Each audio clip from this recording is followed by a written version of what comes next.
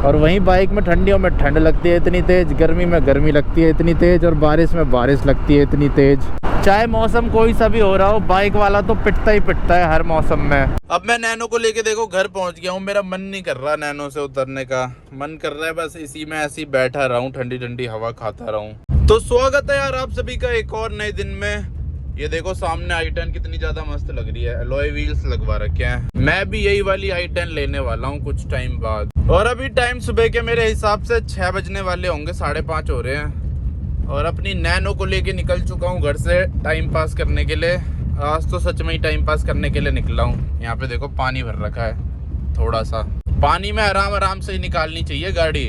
अगर गाड़ी के ECU में पानी चला गया ना तो खराब हो जाएगा ECU। और वैसे तो नया ECU महंगा आता है, अगर आप सेकंड हैंड लेते हो ना तो आपको थोड़ा सस्ता पड़ेगा 2000 तक का, नहीं तो वैसे नया तो बहुत महंगा आता है।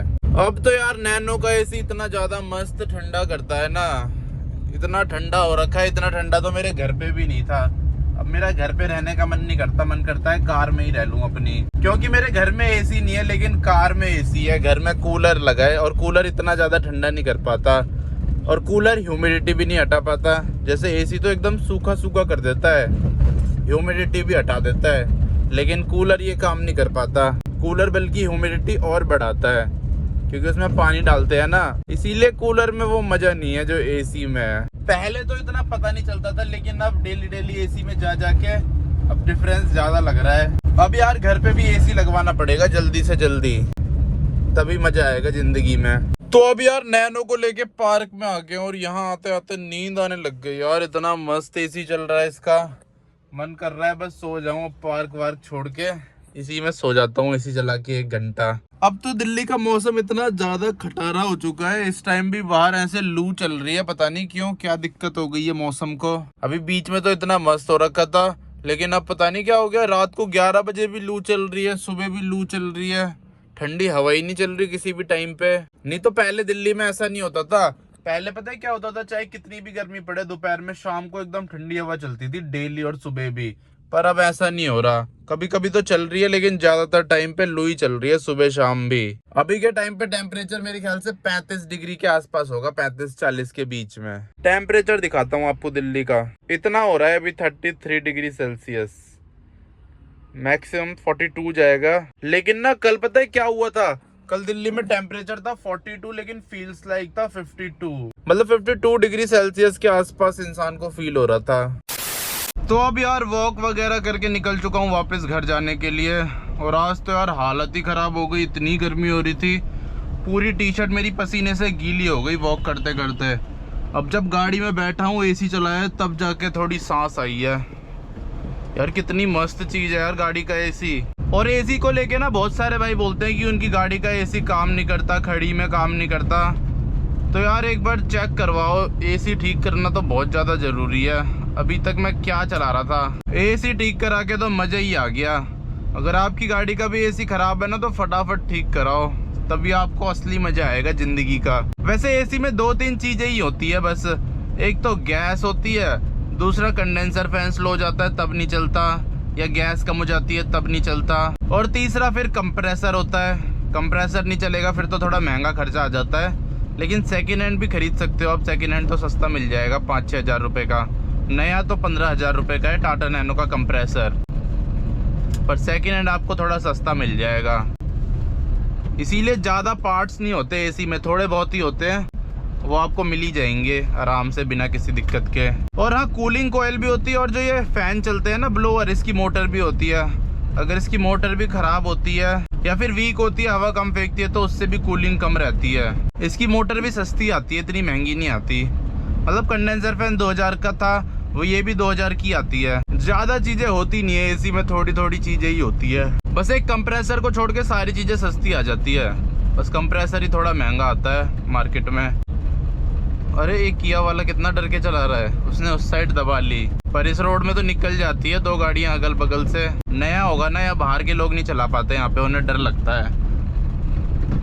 बाहर के लोगों को लगता है कितनी छोटी गली है, लेकिन जो यहाँ रोज चलाते हैं वो तो इतने से बड़ी बड़ी गाड़ियाँ निकाल लेते हैं। और वैसे भी यार मेरे पास तो नैनो है, मेरे को किस चीज़ का डर। कोई मेरे पे ठोकेगा तो उसी की गाड़ी पे लगेगी ज़्यादा, मेरी गाड़ी पे कम लगेगी। नैनो को लेके यार रोड ट्रिप पे भी जाना था, समझ नहीं आ रहा कब जाऊँ। एक तो गर्मी एकदम से बढ़ गई ना, इसलिए मेरा मन नहीं कर रहा। अब दिखा रखी है बारिश 20 तारीख के आसपास, तो तब लेके जाएंगे इसको रोड ट्रिप पे, छोटी सी रोड ट्रिप पे। बड़ी रोड ट्रिप तो नहीं करूँगा, छोटी सी कर लूँगा, या फिर बड़ी भी कर सकता हूँ, देखते हैं वो तो। अब यार फटाफट घर चलते हैं, बाहर तो गर्मी हो रही है। जब भी यार आप अपने लिए कोई गाड़ी खरीदते हो ना, तो उसमें सबसे पहले एक चीज़ चेक किया करो इंडिया के मौसम के हिसाब से, और वो चीज़ है AC उसका। एक तो आजकल नई डिज़ायर इतनी दिख रही है मार्केट में, बहुत बिकेगी है नई वाली डिज़ायर। गाड़ी अच्छी है नई वाली डिज़ायर, और बिक भी बहुत रही है। ये देखो नई वाली डिज़ायर एक और आ गई टैक्सी में। अच्छी गाड़ी है, देखने में इतनी ज़्यादा मस्त लगती है अगर हम कंपेयर करें पुरानी वाली डिज़ायर से। ये देखो एक और डिज़ायर आ गई टैक्सी में, 3 आ गई ऐसे बात करते करते ही। अब सोच लो कितनी मस्त बिक्री होगी। और एक सामने भी खड़ी है नई वाली डिज़ायर। भाई साहब हमारे यहाँ तो बहुत सारी हो गई है। ये देखो एक और नई वाली डिज़ायर, देख रहे हो कितनी हो गई, बहुत बिक्री है मार्केट में। तो अब टाइम दोपहर के 2 बज चुके हैं और अपनी स्कूटी को लेके कुछ इस तरह की जगह पे पहुंच गया हूं मैं। अभी जा रहा हूं वापस घर। और यार आज तो थोड़ी गर्मी कम है, मतलब ऐसे चलती स्कूटी में तो कम लग रही है, लू नहीं चल रही तेज, थोड़ी हल्की हल्की लू चल रही है। और स्कूटी में तेल भी बहुत ज़्यादा कम हो रहा है, तो तेल भी डलवा लेंगे इसमें घर जाते टाइम। अरे ये तो रहा पेट्रोल पंप, यहीं से डलवा लेते हैं इसमें 200 रुपये का तेल, 200 का डालना है। तो चलो यार तेल भी डलवा दिया इसमें, अब चलते हैं। ज़िंदगी में वैसे भी कुछ काम बचा नहीं है, बस कार निकालो उसमें तेल डलाओ, स्कूटी निकालो इसमें तेल डलाओ, तेल तेल तेल तेल तेल तेल में ही जा रही है पूरी की पूरी ज़िंदगी।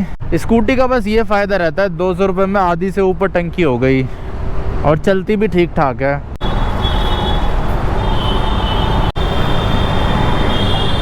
भाई साहब ये इतना जाम क्यों हो रहा है यहाँ पे आज। ये देख लो, ये लाजपत नगर की कार मार्केट है। यहाँ पे कार से रिलेटेड सारा सामान मिल जाता है, और एसेसरीज़ भी मिल जाती है। जैसे आपको अपनी कार मॉडिफाई करानी हो, उसमें म्यूज़िक सिस्टम अपग्रेड कराना हो। सुबह जब मैं नैनो से जा रहा था तब कितना मज़ा आ रहा था, और अब स्कूटी से जा रहा हूँ तो इतना बेकार लग रहा है, ऐसे गर्मी लग रही है मुँह पे इतनी तेज़ तेज़। कार के यार अलग ही फ़ायदे हैं, मतलब एक तरह से आप घर लेके चलते हो, ऊपर से AC, मज़ा ही आ जाता है। ठंडियों में हीटर, और वहीं बाइक में ठंडियों में ठंड लगती है इतनी तेज़, गर्मी में गर्मी लगती है इतनी तेज़, और बारिश में बारिश लगती है इतनी तेज़। चाहे मौसम कोई सा भी हो रहा हो, बाइक वाला तो पिटता ही पिटता है हर मौसम में। और फिर एक्सीडेंट वगैरह के चांस भी बाइक में बहुत ज़्यादा होते हैं, कार में होते ही नहीं है। कुछ सेफ्टी नहीं होती यार बाइक में। अगर एक छोटी सी भी चीज़, इतना सा पत्थर भी आ गया ना रोड पे, तो आपकी बाइक उड़ती भी जाएगी, चाहे कोई सी भी बाइक हो। और ऊपर से यार मान लो अगर आप एकदम सही चला रहे हो, लेकिन रोड पे कोई इंसान खराब चला रहा है और वो आप पे ठोक देता है ना, तो आप भी जाओगे साथ में। कार में कम से कम ये तो रहता है कि कोई बाइक वाला अगर ख़राब चला रहा है, वो आप पे ठोक भी देता है, तो आपको कुछ नहीं होगा, जो होगा उसे ही होगा। यहाँ तक कि अगर सेम लेवल की कोई दूसरी कार आप पे ठोकती है, तब भी आपको इतना नुकसान नहीं होगा। आपको बस तब नुकसान होगा जब आपसे कोई बड़ी गाड़ी आप पे ठोके। लेकिन बाइक में तो अगर साइकिल वाला भी ठोक देना, तो तब भी आपका ही नुकसान होगा, बाइक का भी नुकसान होगा और आपके शरीर का भी नुकसान होगा। इसीलिए बाइक वगैरह बहुत रिस्की रहती है। अब तो मेरे को बहुत डर लगता है। पहले तो मैं स्कूटी से केदारनाथ बद्रीनाथ चला जाता था, लेकिन पता है यार क्या होता है, जैसे एक्सीडेंट होता है ना, मेरा हुआ था एक बार, तो फिर उसमें क्या होता है कि आपके 2-3 महीने वेस्ट हो जाते हैं। आप दुनिया से 2-3 महीने पीछे चले जाते हो, और अभी के टाइम पे मैं ये अफोर्ड नहीं कर सकता 2-3 महीने पीछे जाना। हाँ आगे फ्यूचर में अफोर्ड कर पाऊँगा, लेकिन अभी के टाइम पे मैं ये अफोर्ड नहीं कर सकता। इसीलिए मैंने छोड़ रखा है स्कूटी वगैरह से लॉन्ग रोड ट्रिप पे जाना। नहीं तो पहले तो मैं हर 2-3 महीने में चला जाता था। ये लाइन देख लो, CNG की लाइन। अभी तक मैं सोच रहा ये लाइन क्यों लग रखी है, अब समझ आया कि ये CNG की लाइन है। CNG गाड़ी लेना भी बहुत मुश्किल का काम है आजकल के टाइम पे, अगर आपको CNG भरवानी पड़े उसमें। CNG भरवाना भी एक टास्क से कम नहीं है, क्योंकि गाड़ियाँ इतनी हो रखी है CNG वाली, हर कोई CNG चलाता है आजकल के टाइम पे। पेट्रोल इतना महंगा हो रखा है, ऊपर से पेट्रोल गाड़ी माइलेज कुछ नहीं देती, 10 की माइलेज देती है। तो 10 की माइलेज तो कोई डेली नहीं चला सकता। हाँ अगर कोई कभी कभी चलाता है, हफ्ते में एक बार, महीने में 1-2 बार, तो वो तो फिर भी झेल लेगा 10 की माइलेज।